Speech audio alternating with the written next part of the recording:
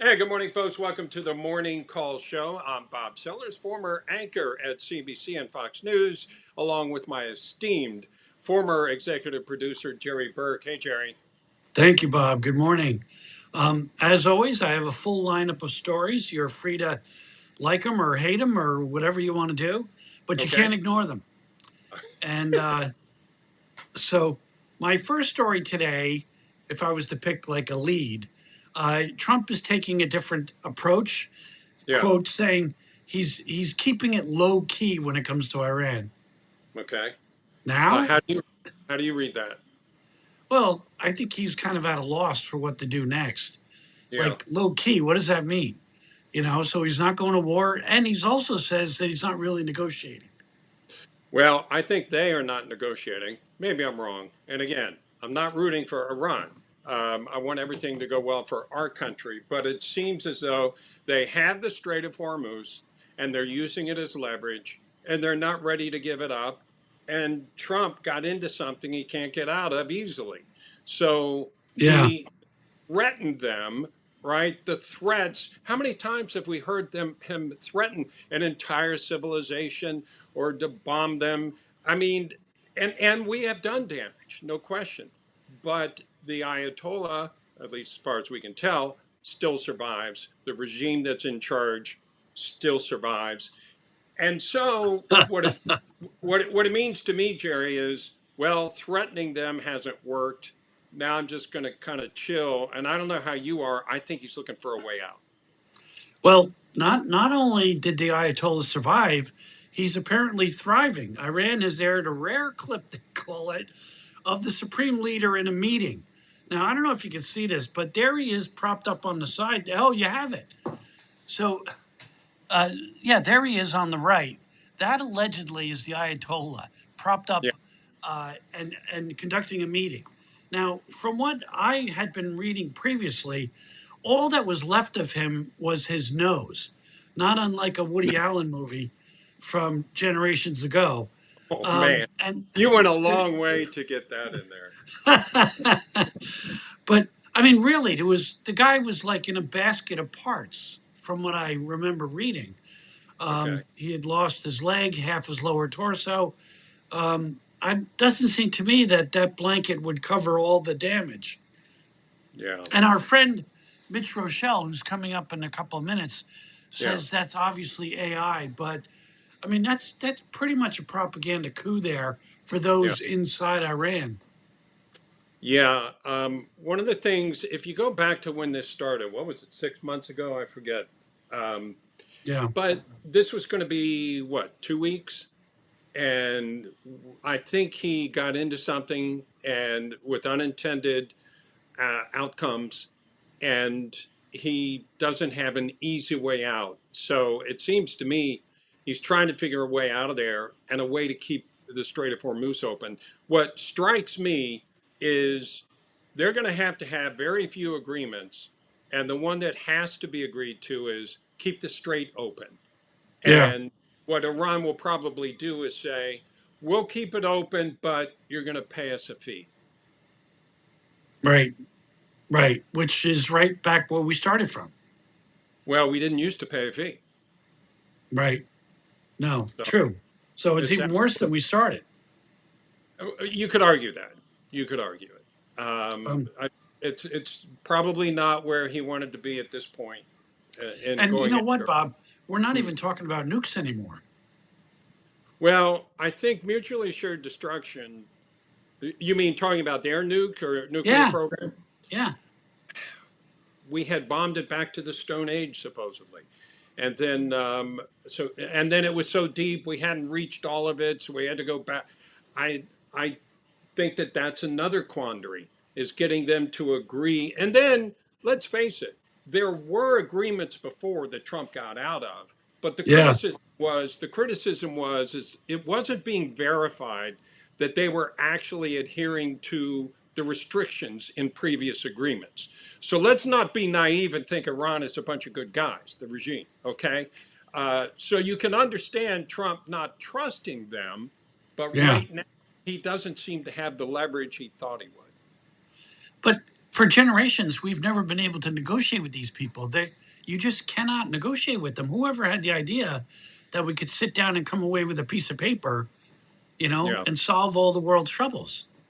Well, it seems as though the ideal situation would have been you saw all those protesters, right? If Yeah, you could have somehow armed them or emboldened and armed them and weakened the regime, then maybe there are 92 million people that live in Iran, and a lot of them are pro-West, right? yeah, Not the mullahs that run the country. So they maintain control. If we could have somehow enabled them to overthrow that regime, that would yeah. have been ideal. And remember, in the first week or two, they were talking about regime change, and it ended up being the Ayatollah's son. So there really hasn't been a regime change. Yeah, in some No, personnel, but it's not like pro-Western people are in charge. They're not. no. My favorite story of the weekend is the WNBA. It's the Oh gift that my. keeps on giving. So Oh, now, two former NBA players uh, have come out and said that they're going to enter the draft to join the WNBA yeah, because one, Royce has put on a wig, uh, and this is so great. yeah, Um, uh, what is his name? Royce White. He's yeah. wearing a long long blonde wig. He's posing in a wig and celebrating his feminine era. He's Yes, he's declaring for exploring the his feminine era. He didn't really feel this way before, but now he's exploring his feminine era. I think it shows how preposterous the WNBA's social positioning has been. The reason it exists is because there's a difference between men and women. It is the WNBA. And I think they're just, look, some of the women now in that league are making $500,000. Before Caitlin Clark got there, they were making like 60,000, seventy yeah, thousand. So these guys may say, hey, I can go make a little bit of money and play and disrupt right, everything socially, the conversation. And now it really puts the WNBA in a funny position because they had stood up for trans rights. And right. here's some guys say, yeah, I identify as a woman now. So now the WNBA leadership is meeting this week Yeah. to decide what a woman is. Yeah, we've been exploring that for quite some time because we didn't know. And I'm glad they're finally going to decipher what a woman is because so many of us have been, asking that question. And just so people know, Sophie Cunningham got into hot Oh, water with some of the WNBA purists who held her accountable for actually saying what's common sense to 80% of the country, mm, which is biological men are different from women and they should not be playing sports with women. And yeah. so they've gone crazy over that. And let me show you one more thing that happened over the weekend. Look at this. Yeah, right there. I think that's just a common foul. Here's Cunningham up ahead of the field, lays it in, plus the foul, and then Cunningham gets into the face of Dejanay Carrington right away in the aftermath. And Cunningham has to be separated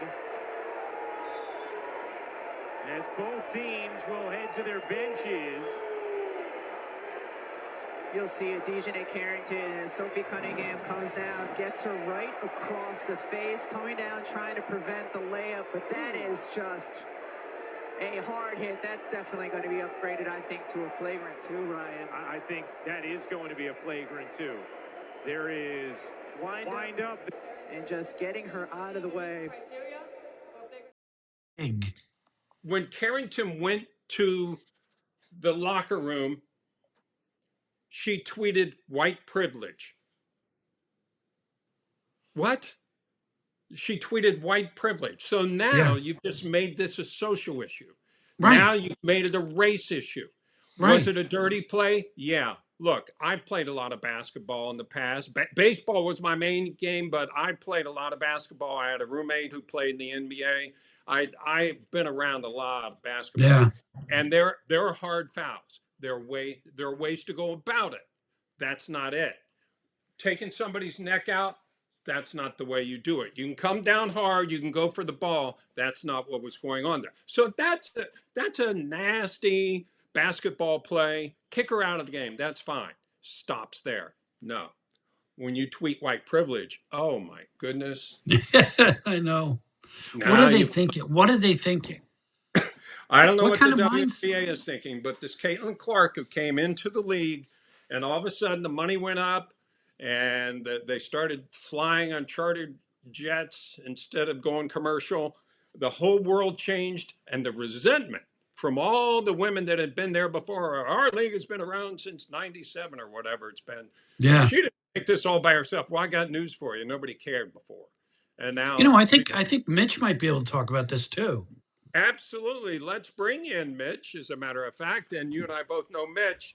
But for the folks that do not, Hey, Mitch we lost him. Rochelle, There you go. the founding partner of Macro Trends Advisors. Mitch, great to have you here. Hey, Good to Mitch. see you both. Good. By the way, you probably saw me in the monitor. I had a lot of hand gestures going as you were talking about all these topics. So I'm thrilled to Well, jump in the let's hear you out, discussion. Mitch. First of all, we're talking basketball, Yep. WNBA. What's your opinion on what happened all this weekend? It's ludicrous.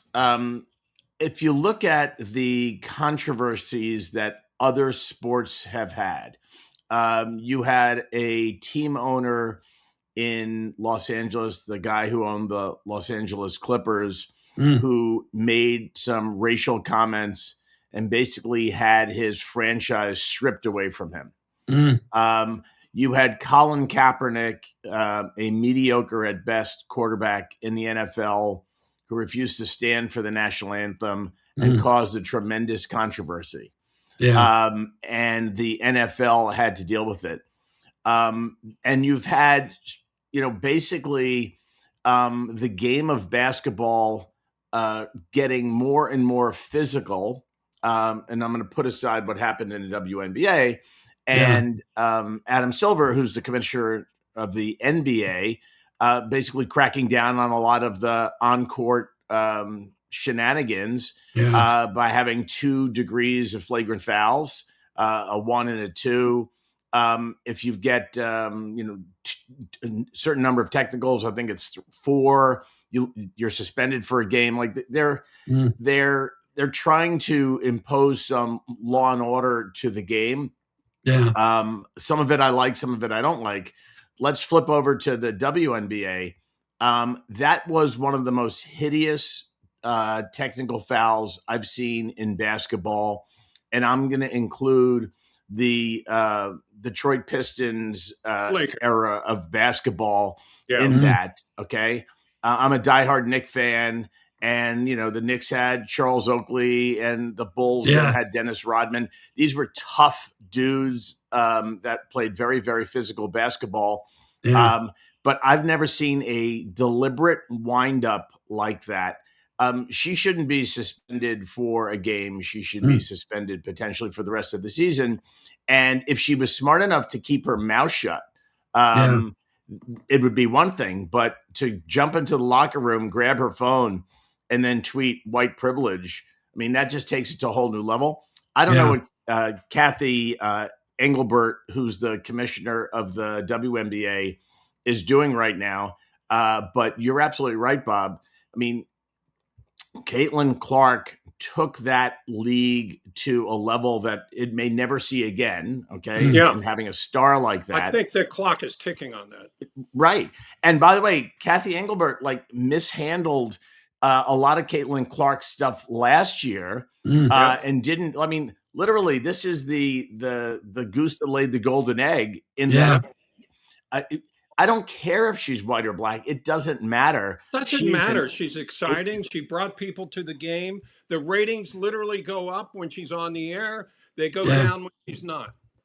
And the game in question with the flagrant foul had incredibly high ratings. Okay. They're now putting it on regular ESPN. It used to be on the Ocho, with dodgeball, you couldn't find. I know you guys like old movie references, so I went with a dodgeball reference. But you couldn't find the WNBA. Now you can find it, Yeah. and it's hideous. And if you don't lay down the law in a colorblind fashion, I could care less what the gender. Well, I do care what the gender is. I don't care what the race of the players are. Yeah. Just lay down the law, cut the crap, or you're out. Then you're going to have. It's funny. I mean, to make this overly political, the same mindset that wants to defund police and have open borders and no jails. You don't want to have anarchy in a league, right? And by the way, let me remind everybody what the league is. The league is a confederation of owners of teams, and the owners who basically own the league, the commissioner serves at the pleasure of the owners. And if the owners care about the value of their franchises, they have to look at this and say, this isn't about sneaker contracts. This is about literally the integrity of the game, which we are the stewards of right now. And if we let this will escalate to the point where there will be blood and guts. And maybe that's what they want. Maybe they want to turn it into wrestling. I'm a big NASCAR fan. I know a lot of people watch NASCAR looking for crashes, but you don't need a train wreck on the field. Well, it sounds like Commissioner Engelbert has more basic issues. Like she's having a meeting this week to try to figure out what a woman is. I'll tell you what a woman is. I figured that out when I was a kid and watched Barbara Eden on TV. Right. But now you've got, what about Enos Freedom and Royce White now stepping up to join the draft for the WNBA? Well, by the way, all of the guys, I think Royce White plays in the Big Three, which is a league for retired NBA players and maybe college players who did a stint in the NBA and spent most of their time in Europe to basically get out there and play and make a little bit of money. The guys around there are going to say, what the hell, I'll throw in for it. Right. And by the way, and do not underestimate Enos Cantor Freedom. That dude, I've met him. He is smart. He is deliberate. He wore you see his presser. He wore the WNBA hoodie. He had the hat on the table, and he crossed out the Nike logo that was on the hoodie. He's smart. He's deliberate. He's read the rules, and he's going to thread that document. And if they spend all of their effort with Proskauer or some other expensive law firm trying to rewrite the definition of gender, and that is missing the forest from the trees. Okay. Why don't we leave that there? I know all of us could continue talking about that. Yeah, sure. Which, by the way, there was a technical called on Caitlin Clark in that game for running into the ref who should have gotten out of the way. Right. And then they rescinded it because it would have suspended her. Correct. For the next game, which happened to be on ESPN. They didn't want that to happen. Plus, it was one of the worst calls I've ever seen. Okay, we'll leave that there since we're not ESPN. But let's talk about one of your expertise, areas of expertise, obviously, is following the markets, following the economy. And let me ask you this. You hear a lot of comparisons to the bubble from the .com era, Mitch. Is that what we're in? And if so, what should people be doing now? Because who was it I saw this way? Ray Dalio, I think, was on either today or over the weekend saying, yes, we're in a bubble, but you shouldn't sell yet. And I'm thinking, okay, and I'm not saying he's wrong, because he has a book out that I've read about the patterns and the cycles of what happens in different civilizations. And so what's your thought about the market? Well, we're all old enough to remember the .com bubble, and we were probably all on the air at the time talking about it as it was happening live. The difference to me between the frothiness of the market because of AI and the frothiness of the market at the time because of .com is that .com was an idea that didn't necessarily have any revenue associated with it. I remember when a stockbroker dude called me on the phone and said, you got to buy Sports Authority. And I said, it was a public company at the time. And I said, why? He goes, because they have a web page So the web page is undervalued. So I went to sportsauthority.com and it was impossible to navigate. And I was like, there was no shopping cart. It was basically just explaining what Sports Authority was because there was no e-commerce at the time, really. I mean, there was very, very little. And when you look at the AI business today, and we'll put NVIDIA as sort of the tip of the spear in that business, they are making billions and billions of dollars in a week practically in free cash flow. Their margins on making chips are extraordinarily high. And they can't supply chips fast enough to the marketplace. So I think that there's a big difference. And on the other hand, you look at the Googles and the others, they call them superscalers. They are spending hundreds of billions of dollars of their resources on building data centers. There was an interesting thing last week when Google and some of the others and Meta announced their earnings. The thing that all the analysts jumped into was their capital expenditures spend, or CapEx, because they were concerned that they were going to spend more. So on the one hand, those stocks were punished because of the size of their spend, meaning those are funds that aren't going to be available to shareholders for distribution. And on the other hand, all of the chip stocks and the memory stocks spiked because they figured, well, if they're spending money, then we need to, buy that stock because they can spend money there. It's a real business. It has legs, but it's completely misunderstood. And I think we're in the first or second inning in terms of the AI revolution. But as it relates to the .com bubble, I don't see it as a bubble in the truest sense, because at least there's something structural behind it. Right. Okay. And Bob, do you have any of that data center video that you could show me? Yeah, let me. You went to one, didn't you? Yeah. Here's some of the data centers. And excuse me, folks, for being a little imprecise with some of this, but I went out to Loudoun County. There's one under construction. I live right next to Loudoun County, which is the headquarters, you could say, of the development of data centers throughout the country. And it's a huge part. The thing that really strikes you when it comes to the data centers is how there'll be one that's huge, then you turn the corner and there's another one, and then you look across the street and there's another one.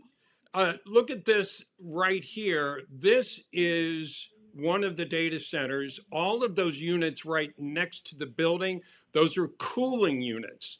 And I'm going to play, zoom in a little bit here so you can see it better coming back the other way when we pan. But that takes up so much of the electricity that a lot of people are concerned about what effect this could have down the road on competing for the resources.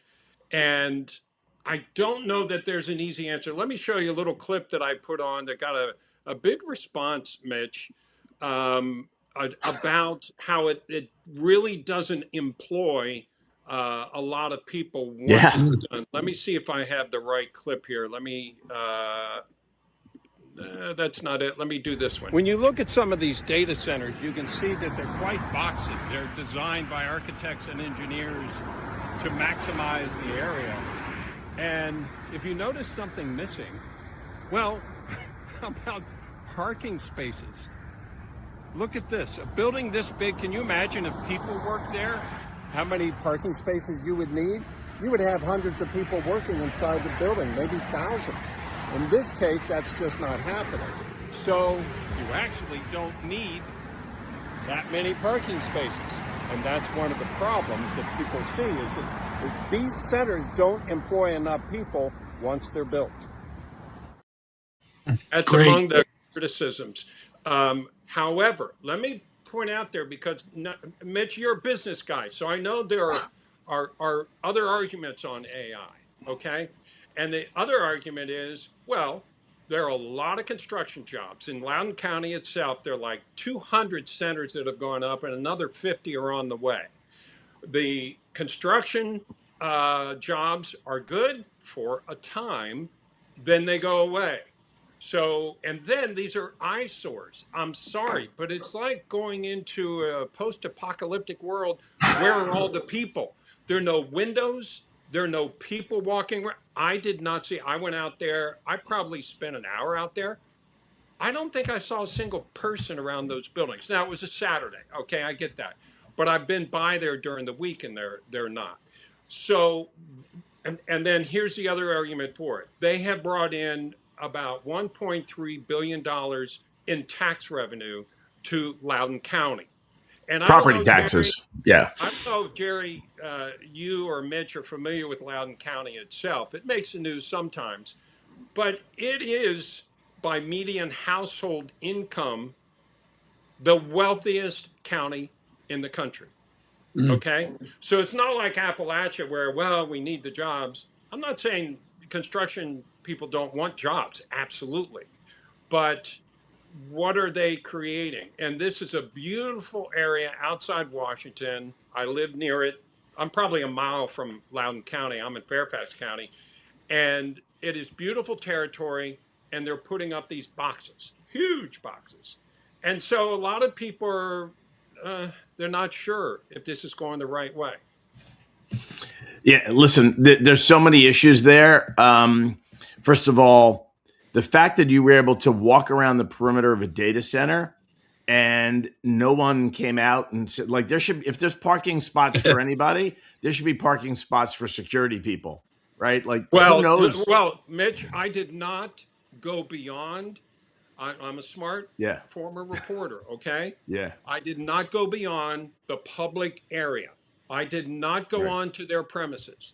All of Understood. those, all of those shots were from sidewalks or from the Yeah, but I street. think Mitch has a point. Yeah, no, but You yeah, remember but after 9/11, we saw yep, guys on the side of the road filming, energy plants and stuff. yeah, I did film an energy. They're putting up substations because of the demand yes, for it. And let me give you a number.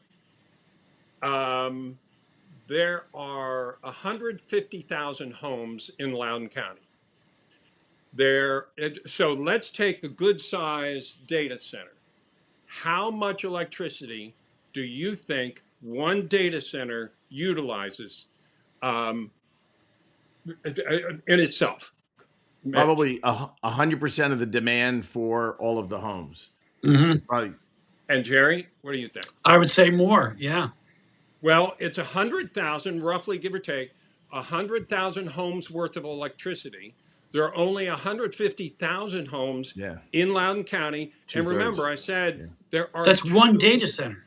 Yes, That's right. and there are 200 of them with 50 on the Yeah. way. Yeah. So the concern is, well, wait a minute, you're eating up a lot of energy. Now, those that support it say, well, that's good for the industry. They'll build up more substations, more delivery capability. There's also cooling. How much water do they have to use?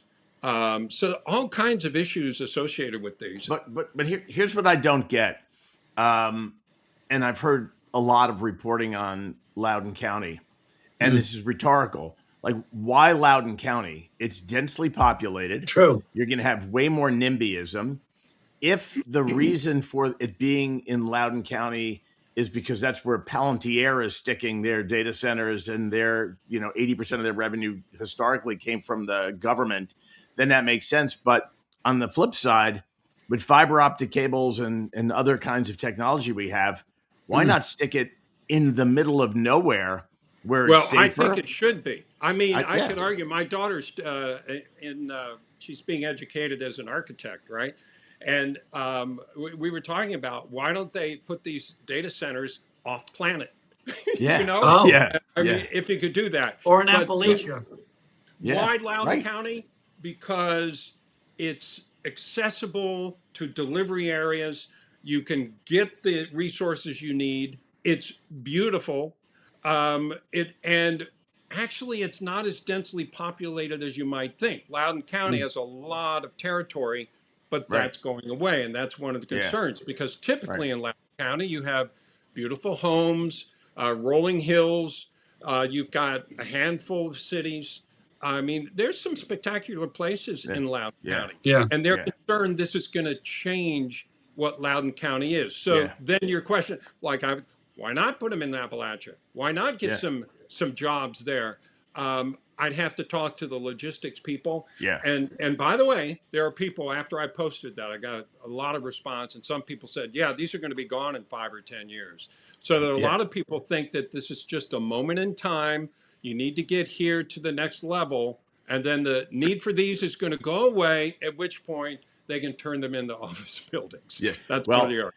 Well, let's talk about another boom and bust industry that will be relevant. If you've ever driven on I-80 across the country, before you get to the Michigan line, you drive by Lordstown, Ohio. Mm-hmm. And if you're traveling west on your right-hand side, you'll drive about 2 miles where you first see the Lordstown plant where they made Pontiacs. General Motors made Pontiacs.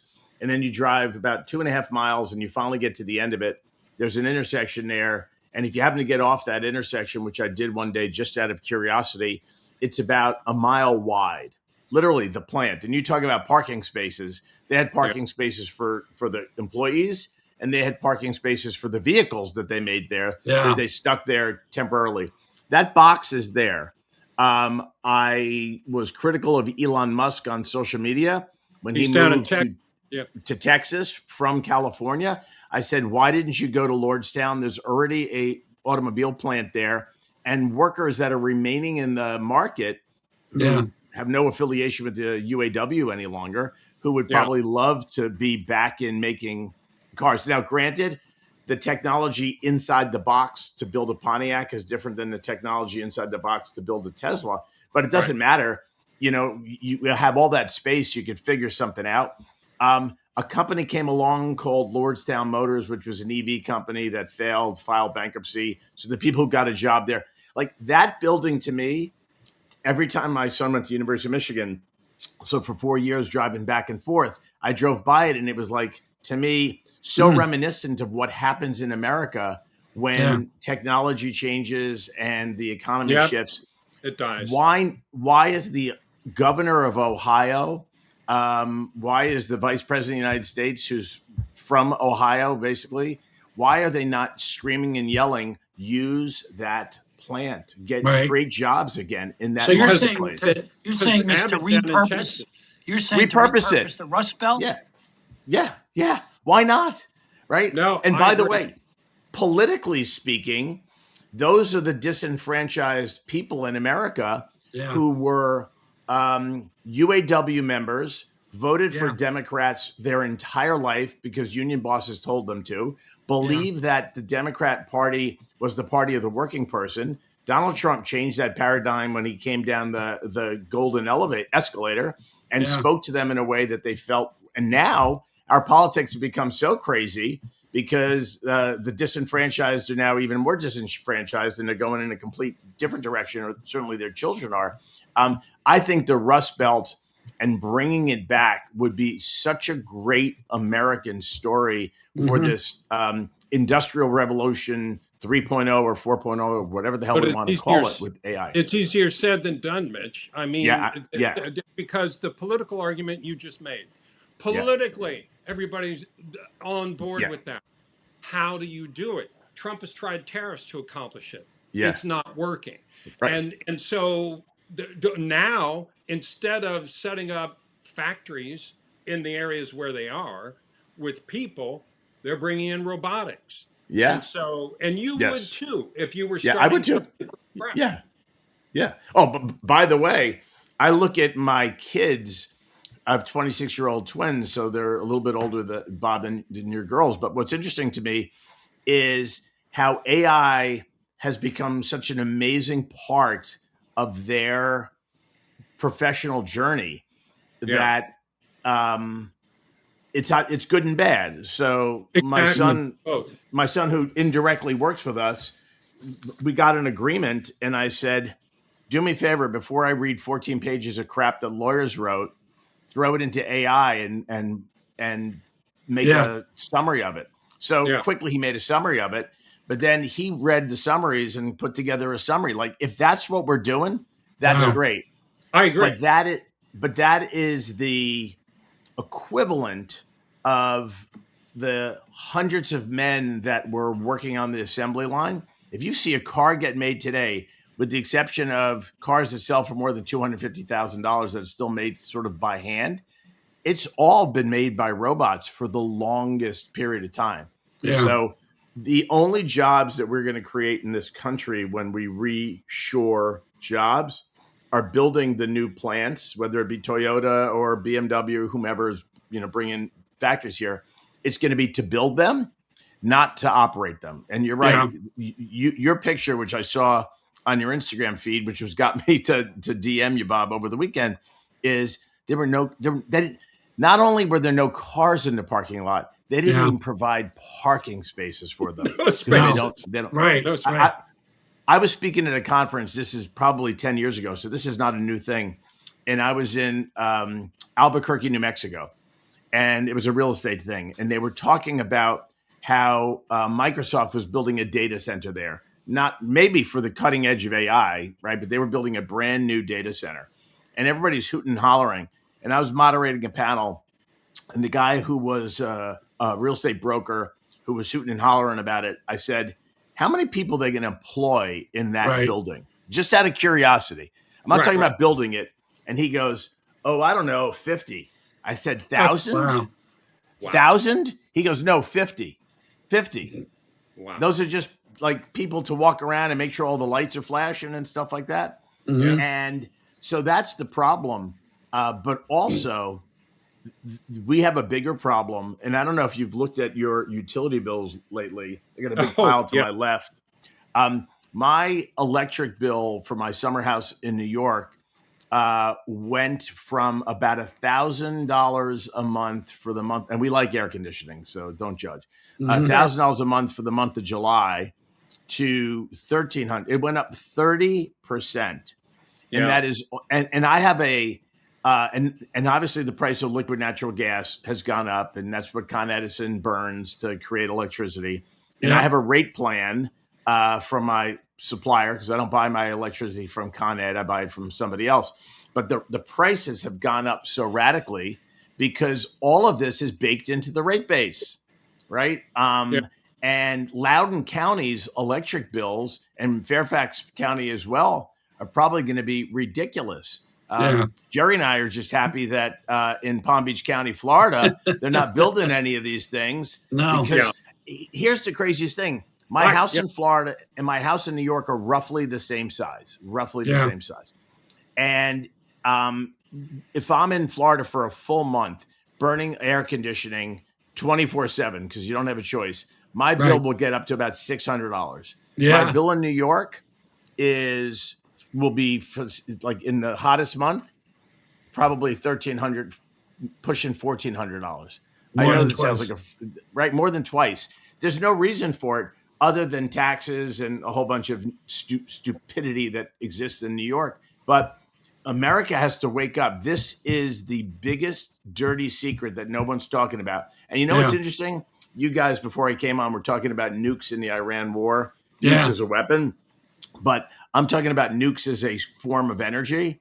The simple solution is build these quick to build nuclear power plants all over the place. Make one dedicated, put 5 of them in Loudoun County. Their sole purpose will be to power those data centers and get all of the costs out of the rate base so that people who, like yourself, live in Loudoun or Fairfax County don't have to subsidize a data center, because that's what's basically happening. And I have the same electric provider, Dominion. That they have. They do. And what they get you on, because my bills have probably gone up 30-40% this summer, but they they ease you into it because, well, it's summer, you're using a lot of air conditioning, and that's all.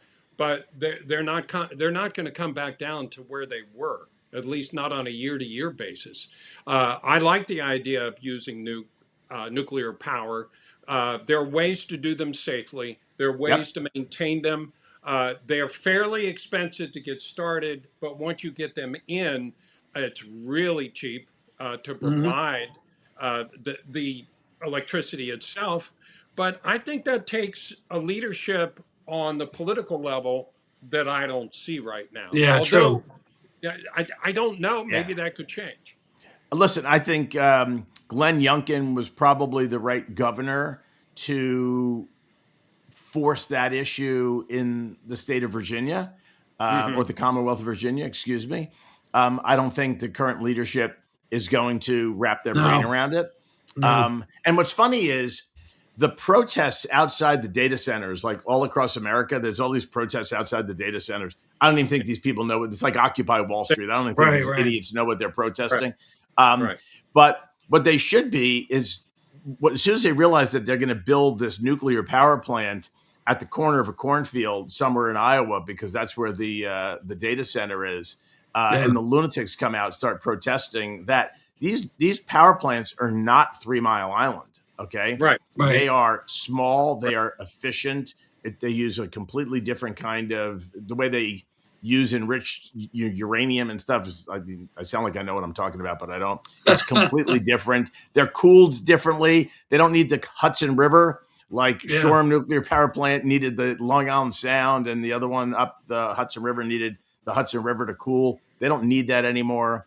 And there's another piece of technology which is really cool, nuke wise, that basically it's a small reactor that fits not on the back of a pickup truck, but on a towable one, that when a town loses power, it's almost like a generator, right? Yeah. It's a big generator, but it's nuclear powered, it's self-contained.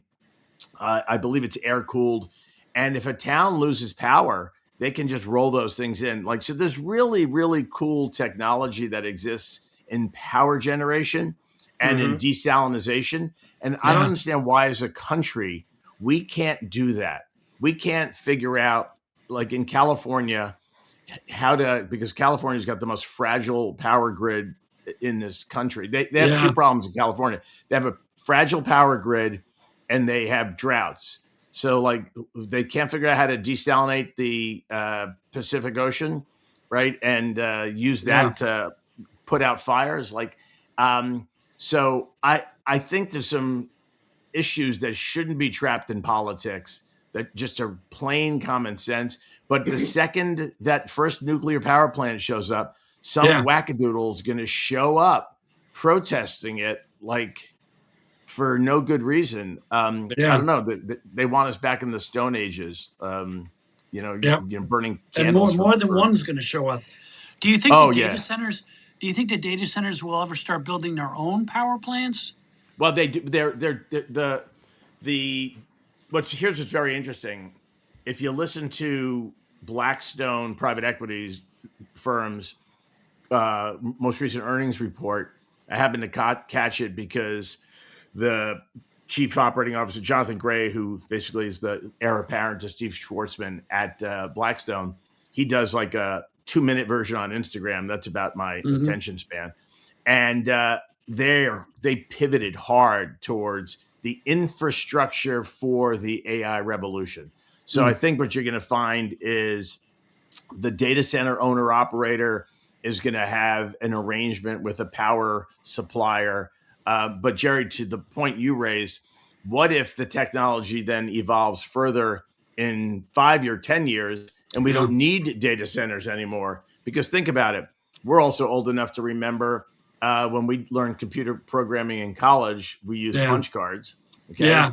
And the mainframe that existed on the college campus so that we could learn how to program in Fortran or Cobalt or whatever. That my phone has way more computing power than that mainframe did. Yeah. And so if things get better, faster, and cheaper, which they will, what if we don't need the data centers anymore, right? Like, then what are we going to have? Lordstown, Ohio 2.0. We can have these empty data centers, and we don't need office space either at that point. So good luck, Loudoun County. But having said that, go ahead.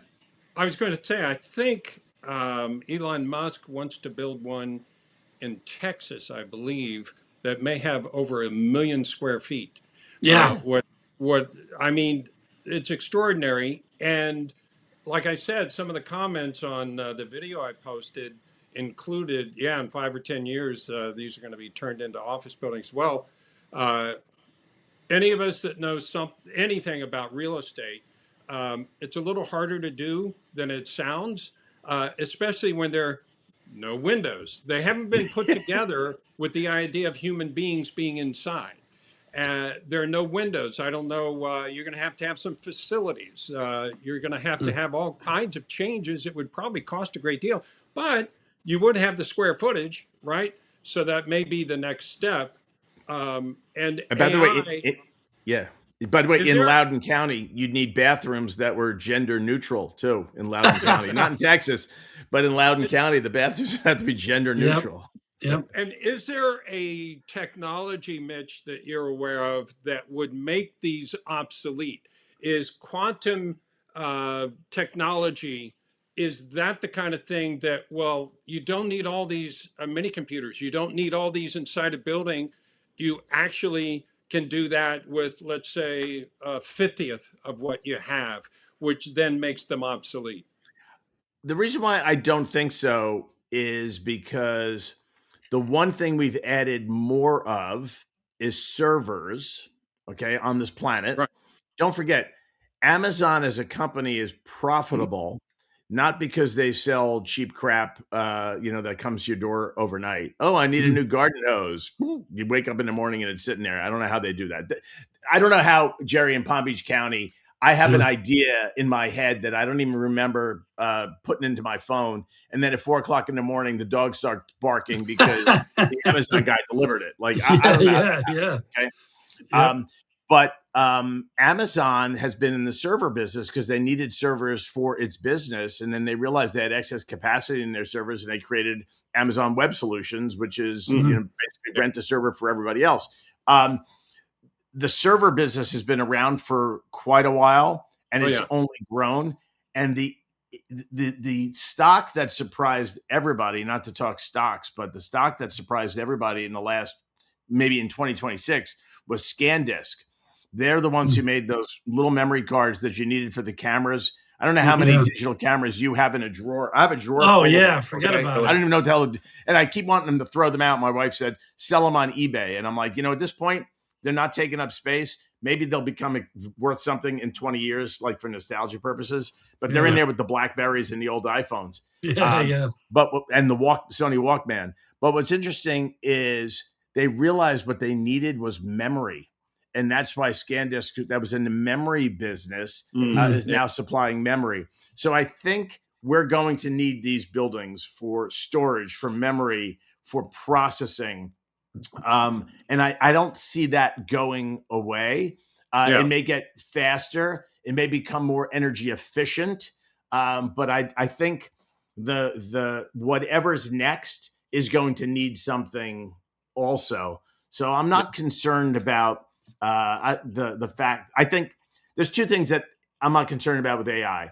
One is that it's going to take jobs away. I actually don't think it's going to take jobs away. There's been a lot of hiring of people who know how to use AI. Right. And by the way, I use AI all the time to check me on stuff. And AI, for anybody that's new to it, gets things wrong a lot. I was out in University of San Diego where I have a teaching fellowship. I was out there speaking on a panel, and one of the dudes on the panel, it was about AI. It was an AI expert. And I used an example, and I guess it was so good that he asked me afterwards if he could reuse it, which is if I emailed you two guys and said, and I sent it to your Gmails, and I said in the subject of the email, the earth is flat. Then in the body, I said, Jerry and Bob, please take this email. Do not add anything to it, but email it to 100 people and ask them to email it to 100 people. And then over the course of a week, it went on and on and on and replicated. And maybe 50,000 people got it in a week. And then you went into Gemini, which is Google's AI agent, and said, is the earth round or flat? And it would say, scientists say that the earth is round. And images from outer space prove that the earth is round. However, recently there's been discussion about people thinking that the earth is flat. That's the inherent flaw with AI, because a lot of it is crowdsourced. It's as Oh. useless as Wikipedia. Like, Yeah. I remember when my kids were in high school, probably teachers said you cannot use Wikipedia as a source for your Yeah. whatever. We all went to the Encyclopedia Britannica, right? And we got caught for plagiarizing from using that. Right. But now AI, and here's the greatest thing about what's going on in colleges. When you submit your paper, there's AI tools that allow faculty to run the paper through AI to figure out like if AI wrote the paper. Right. And AI is good for two But wait, things right Mitch, now. don't they? The professors are using AI to grade the papers now. Oh, of course they are. Yeah, because why should they work for $300,000 a year? Right. By the way, AI is good for two other things. Making fake pictures of Yeah. Senate leaders from Kentucky And and Ayatollahs. making fake and Ayatollahs. We don't know if you're old enough to remember this, Mitch, but I'm 65. This is the Francisco Franco joke that Jerry. Oh, right.